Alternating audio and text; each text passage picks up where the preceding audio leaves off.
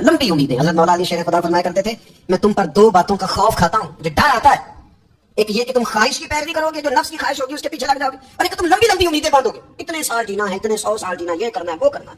मनसूबाबंदी करें मुस्तकबिल के लिए, वो बुरी नहीं, लेकिन तैयारी रखें, तैयारी रखें। इस बात का भी ख्याल रखें कि अल्लाह की बारगाह में हाजिर होना।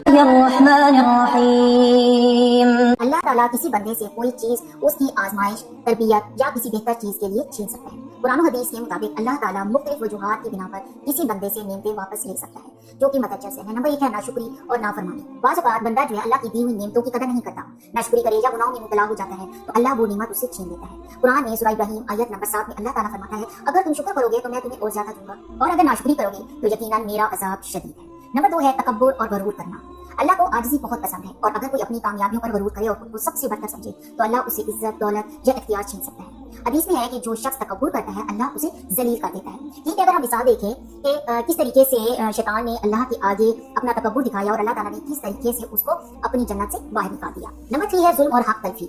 अगर कोई बंदा दूसरों पर जुल्म करे या फिर दूसरों के हकूक सल्ब करे तो अल्लाह उसे सजा के तौर पर उसकी अपनी नेमतों से महरूम कर देता है। अल्लाह अकबर। और नंबर 4 है आजमाइश और बेहतरी के लिए। जो आजमाइश आती है वो बेहतरी के लिए। अल्लाह बाज़ औक़ात किसी की नेमत से इसकी आजमाइश उसकी तरबियत के लिए भी कर देता है, ताकि वो सब्र करे और अल्लाह की तरफ रुजू भी करे। कुरान पाक में सूरह बकरा आयत नंबर 155 में अल्लाह फरमाता है, और हम किसी हद तक खौफ, भूख, माल, जान और फलों की कमी से तुम्हारी आजमाइश करेंगे। और फिर अल्लाह कह रहा है, जो सब्र करेंगे ना उनको खुशखबरी भी सुना दो कि उनका अजर अल्लाह के यहाँ बहुत ज्यादा है।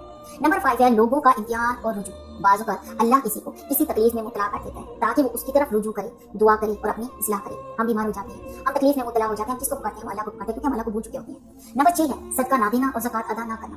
अगर कोई शख्स ज़कात और सदका अदा नहीं करता तो उसके माल में बेबरकती आ सकती है या वो माल ज़ाया हो सकता है। हज़रत मोहम्मद सल्लल्लाहु अलैहि वसल्लम ने फरमाया कि हम लोग जो है रिज़्क़ को ढूंढते हैं किसमें? मेहनत में, जबकि रिज़्क़ तो अल्लाह ताला ने सखावत में छुपा दी है। अल्लाह ताला खुद फरमाता है कि कौन है, सूरह मुज़म्मिल में फरमाता है कि कौन है जो मुझे बेहतरीन कर्ज दे, मतलब कि लोगों की मदद करे। अल्लाह ने आपको माल दिया, आप लोगों को दे, अल्लाह आपको बढ़ा के देगा। नंबर 7 है नापाक कमाई और हराम ज़राई। अगर कोई शख्स हराम तरीके से माल कमाता है तो वो या तो दुनिया में किसी ना किसी तरीके से ज़ाया हो जाता है या फिर आखिरत में इसकी सख्त पकड़ हो सकती है। अल्लाह बंदे की आजमाइश उसके गुनाहों का कफारा या उसकी इस्लाह के लिए नेमतें छीन सकता है, लेकिन अगर बंदा तौबा कर ले, इस्तग़फ़ार कर ले और नेकियों की तरफ आए तो अल्लाह उसकी खोई हुई नेमतें उसको दोबारा लौटा भी देता है। हज़रत अय्यूब अलैहिस्सलाम की मिसाल है, अल्लाह ताला ने उनको आजमाइश में मुब्तला किया, उनका माल, उनकी औलाद सब उनसे ले लिया और उनको बीमारी में मुब्तला कर दिया। फिर हज़रत अय्यूब अलैहिस्सलाम ने क्या किया? अल्लाह ताला से इस्तग़फ़ार किया। सूरह नूह में भी है कि अल्लाह ताला ने कहा कि इस्तग़फ़ार करो, तुम लोग इस्तग़फ़ार करोगे अल्लाह तुम्हें हर वो चीज़ देगा जिसकी तुम लोगों को तमन्ना है। तो प्यारे इस्लामी बहन भाइयों, जब भी आजमाइश की करिए तौबा करें, इस्तग़फ़ार करें, कसरत से इस्तग़फ़ार करें।